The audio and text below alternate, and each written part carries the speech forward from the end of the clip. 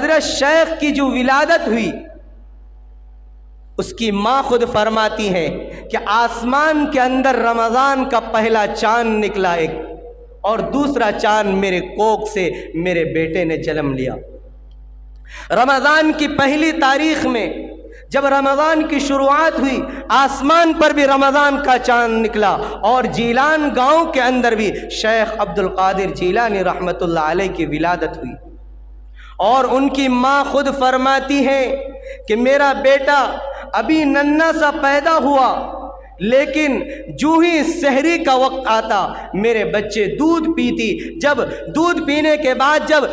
پورے دن افطار کے وقت تک میرا بیٹا میرے دودھ کے اندر، میری چھاتی کے اندر منہ نہیں لگاتی تھی، دودھ نہیں پیتی تھی۔ فرماتی ہے کہ میرا بیٹا پیدا ہونے کے بعد ہی رمضان المبارک کے 30 روزے رکھ لیے، سحری کے وقت دودھ پیتا، اور جب پورا دن ہوتا تھا ماں کہتی تھی میں بہت مرتبہ کوشش کرتی کہ میرا بیٹا مجھے دودھ پی لے، میرے بیٹے کا حلق سوکھ جائے گا، ابھی تو 1-2 دن کا بچہ ہے، لیکن قسم اس رب ذوالجلال کی میرے بیٹے منہ میں جب میں اپنی چھاتی سے ان کا منہ لگاتی تھی تو رونے لگتا تھا، چیخنے لگتا تھا۔ افطار کا وقت جو ہی شروع ہوتا تھا فوراً دودھ پینا شروع کر دیتی تھی۔ یہ حضرت شیخ عبد القادر جیلانی رحمت اللہ علیہ کا بچپن کا